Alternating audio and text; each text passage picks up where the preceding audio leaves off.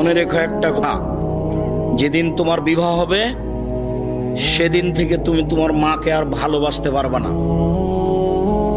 যেদিন বউ বাড়িতে আসবে সেদিনই তোমার মাকে আর তুমি ভালোবাসতে পারবে না। পরিস্থিতি তোমার উল্টে যাবে। দিন যত যাবে পরিবেশ তত জটিল হবে। এক সময়ে মনে হবে এই মাটির উপরে সবচেয়ে বড় শত্রু আমার মা। আর তোমার মা যা বলে সবই উল্টা কথা বলে, উল্টা বলে, এই কথাও ঠিক। আরে টাকা দিয়েছো তুমি ফল খেতে, টাকাটি তোমার মা তোমার বড় বোনকে দিয়ে পাঠিয়ে দিয়েছে। মা সেদিন যে টাকা দিলাম, ও টাকা খরচ হয়ে গেছে, কি করলেন? টাকা তোর বড় বোনকে দিয়ে দিয়েছি।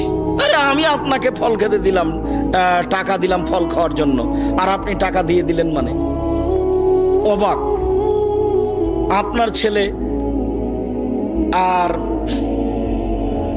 আপনার বড় ভাইয়ের বড় বোনের ছেলে এক জায়গাতে খেতে বসেছে, তো আপনার মা বড় মাছের টুকরা আপনার বোনের ছেলের পাতায় তুলে দিয়েছে। এইটা আপনার বউ দেখেছে এইবার রাতে। হ্যাঁ, তোমার মা এরকম, তোমার মা তোমার বোনের ছেলেকে ভালোবাসে। আমি রান্না করলাম কষ্ট করে, বড় মাছের টুকরাটা তোমার বোনের ছেলেকে দিয়ে দিল, আমি এগুলো সহ্য করতে পারি না। কত কি! আপনি সন্ধ্যায় এসে দেখছেন আপনার মা বিছানে পেশাব করেছে, উঠতে পারে না, বিছান গন্ধ করছে। আপনি বলছেন, হ্যাঁ তুমি আমার মায়ের বিছানা পরিষ্কার করনি, আমার মায়ের চাদরটা ধুয়ে দাওনি। তখন আপনার বউ বলছে, তোমার মাকে তুমি দেখো, তোমার মায়ের বিছানা তুমি পরিষ্কার করো। ওই ঘরে ঢুকলে তোমার মা আমাকে অকথ্য ভাষায় গালি দেয়, আমি তোমার মাকে দেখবো মানে? আপনার মা অকথ্য ভাষায় গালি দেয়, এই কথাও ঠিক। নেন, এবার কি করবেন?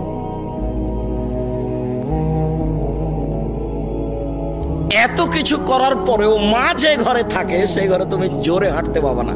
আমি বলি না, আল্লাহ বলেছে।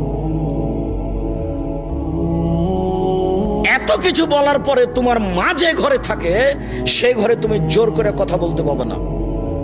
ফালা তাকুল্লাহুম উফফিন ওয়ালা তানহারহুমা, এই কথা বলতে পাবে না। আল্লাহ নিষেধ করে দিয়েছেন, এটা নগদ অর্থ। ঝাঁকি দিয়ে কথা বলতে পাবে না। হ্যাঁ, আপনি এই করলেন সেই করলেন, একবারে টোটালে নিষেধ আল্লাহ বলে দিয়েছে। অকফিজলাহুমা জানাহাজুল, হাত নিচু করে যেতে হবে। মনে পড়ে না একদিন দৃশ্য নকল করছিলাম, মনে পড়ার তো কথা যে রাজশাহীর মেয়র এসেছেন নওদাপাড়ায় আমচত্বরে, তো শাহ মকদুম থানার ওসি এইভাবে দাঁড়িয়েছেন, এইভাবে দাঁড়িয়ে বলছেন, স্যার এখন কি করবো স্যার? তা আমি তো দৃশ্য দেখে অবাক হয়ে গেলাম। আমি তো পাশে বসেছিলাম সেই দিন, যেটা ব্যাপার কি, এটাতে ছিল মায়ের জন্য, এইটা কি করে মেয়র পেল? এটা তো মায়ের জন্য ছিল, কিভাবে এখানে চলে আসলো? অথচ মায়ের সামনে এভাবে যাওয়ার কথা আল্লাহ বলছে।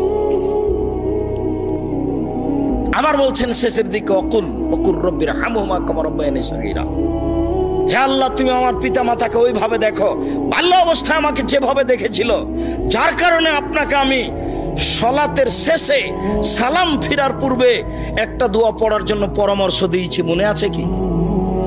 রব্বির হামহুমা কামা রাব্বায়ানি সগীরা।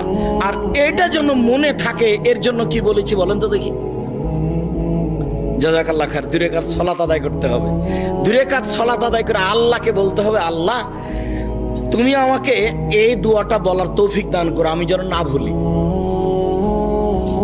সব সময় সালাত শেষে সালাম ফিরার পূর্বে রব্বির হামহুমা কামা রাব্বায়ানি সগীরা এই দোয়া বলার জন্য আমি আল্লাহর কাছে 2 রাকাত সালাত আদায় করে সাহায্য চাওয়ার জন্য বলেছি পৃথিবীর সকল দিনী ভাই বোনকে। সম্মানিত দিনী ভাই বোন, আল্লাহর নবী বলেন, চিরদিনের জন্য মায়ের অবাধ্য চলা হারাম, চিরদিনের জন্য মায়ের অবাধ্য চলা হারাম। এই বেটা শোনো, আরো তোমাকে সতর্কতার সাথে বলছি, তুমি বারবার পেশাব করছো, তুমি বারবার পেশাব করছিলে বিছানে, তখন তোমার মায়ের জন্য একটা জায়েজ ছিল একটু হাসি মুখে আঘাত করা। এই কত পেশাব করিস কেন রে, এইটা তোমার জন্য জায়েজ ছিল। এখন তোমার মা তোমার কোলে, তোমার মাকে তুমি এইভাবে বলতে পারো না, কি যে করি, এত পেশাব কেমনে পরিষ্কার করি, হ্যাঁ কি যে করি, যখন তখন পেশাব করছে, এরকম কথা বলার সুযোগ নেই। একদিন তুমি ছিলে তোমার মায়ের কোলে, এখন তোমার মা তোমার কোলে। গোসল দেওয়াবা তুমি, কাপড় পরাবা তুমি, কাঁধে করে মেডিকেল নিয়ে যাবা তুমি, কাপড় পরিবর্তন করে দিবা তুমি, তোমার মায়ের সবকিছু তুমি করবা। আল্লাহ তাআলা চিরদিনের জন্য মায়ের অবাধ্য চলা হারাম করে দিয়েছেন।